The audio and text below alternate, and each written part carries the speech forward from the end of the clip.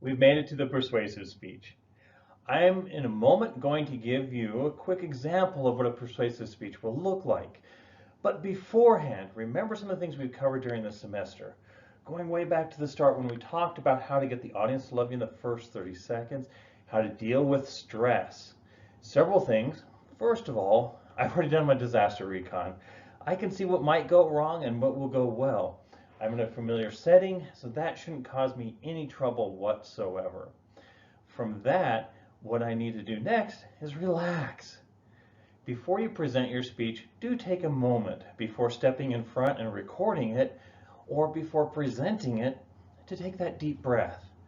Remember that beginning and that ending are your bookends that you really want to focus on. You want to make sure you have those in well. And that way, when you start out strong. Because when you start out strong, it's going to be easy to maintain it through the body of the speech. Normally, most people struggle in that early minute of the speech. They have the filler words, they have some troubles. But once after they get going, they're great. Their speech really does come out well and they connect with the audience. And then we hit a clunky part at the end. That's why make sure you practice that beginning and end so you are ready. Speaking of ready, shall we go ahead and begin with my example, persuasive speech.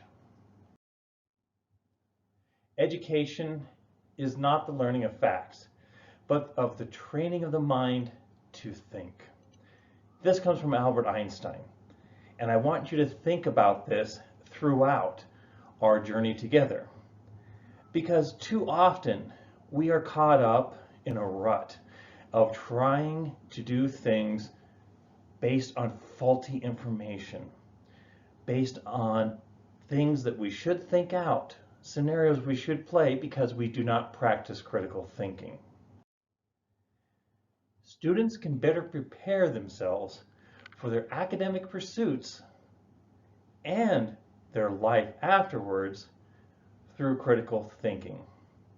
It is something we can learn, it is something we can share, and it is a skill we can improve. Why is this important? You're students. You are students and you have a whole academic career in front of you. And if you're unable to critically think, you're going to miss out on being able to get those good grades, to get the scholarships, to get the jobs. Because critical thinking is something employers are looking for. According to the nth degree, that is the #1 skill employers value in the hiring process. Why should you listen to me? Well, I do have my master's degree in communication. I have studied elements of propaganda and demagoguery, including publishing conference papers and presenting at conferences on this. And in this case, I have found the main reason that we fall into demagoguery and we fall into propaganda is because we fail to critically think. What we want to discuss as we're going through this journey together, we want to examine the need for critical thinking, how we can find a solution for not critically thinking. We can take a look at the future, and I can give you an action to take so that way you can improve your critical thinking skills. We are flooded by data every day. We have our cell phones, we have our computers, we are on the internet, we're on social media. Unfortunately, these are not reliable sources of information often. As a matter of fact, falsehoods spread much faster than the truth on social media. According to Sarah Brown of MIT, 70% of retweets are falsehoods, and they reach 1,500 people 6 times faster than the truth. We are bombarded with this. We hear about fake news, conspiracy, disinformation, all of that. And the main reason why that is effective is because we do not use critical thinking. We have a tendency, instead of using critical thinking, to rely on good enough, the way things have done, heuristics, all our mental shortcuts that we take to make a solution rather than evaluating the issue. Critical thinking is the ability to look at information, to examine it, and to become better at evaluating it. Thus, we need to begin to critically think whenever we're looking at a number of items, whenever we are looking at data that's coming in, when we're looking at our social media pages. So if we develop our critical thinking skills through education, application, and analysis, we will become better critical thinking. In this case, what we need to do, according to Dr. Lee Carroll, is we have to educate ourselves on what critical thinking is. And what critical thinking is, it is a process for looking at data and information as it's coming into us. First, we must challenge the assumptions that we are making about information. Oh, that's correct. Oh, that's wrong. But why?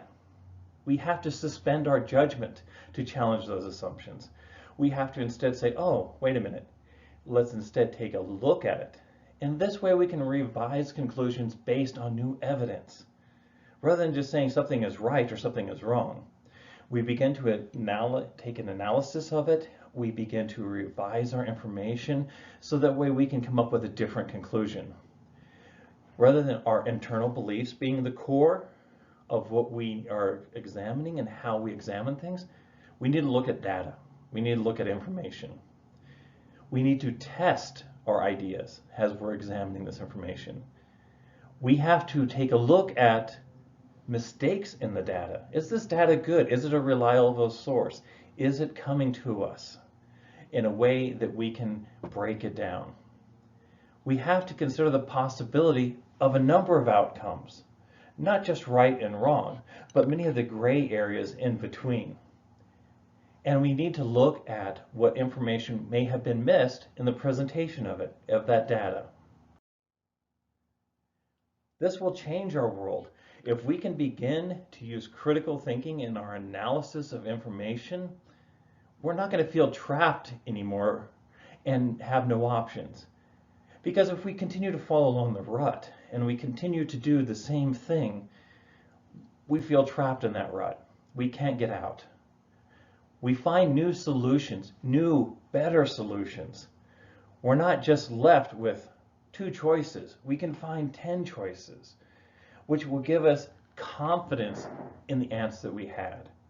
Because now, instead of making a choice of right or wrong, we actually are looking at different things and we're examining the data. We feel more confident in the information we've gathered and in the solutions we have found.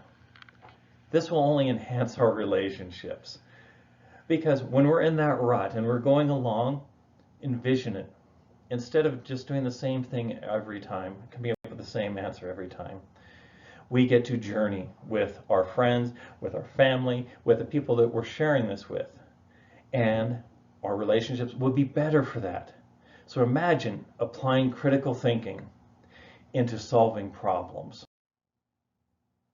What we needed to cover during this short speech was examine the need, the purpose, the future, and we need to take action. And I know you're asking yourself, well, what is that action? Remember, we started off talking about how we need to educate ourselves. Like any skill, we need to learn the basics. And that way we can apply it and we can use it. And we can then review if it was successful. So the action I'm going to ask for you to take right now is a simple action, free action. Go online. Look for credible online courses such as Future Learn and sign up for that. It's not going to be intense like you're seeing in college. It's not going to give you 3 credits towards your degree. What it's going to do is make you a better critical thinker. And so you sign up for a course such as this, what you will be able to do is get that education so you're being able to start using critical thinking. So do that action, do that now. And why you are doing that is because we are all the product of our thinking. So it's important we choose carefully where to focus our mental energy.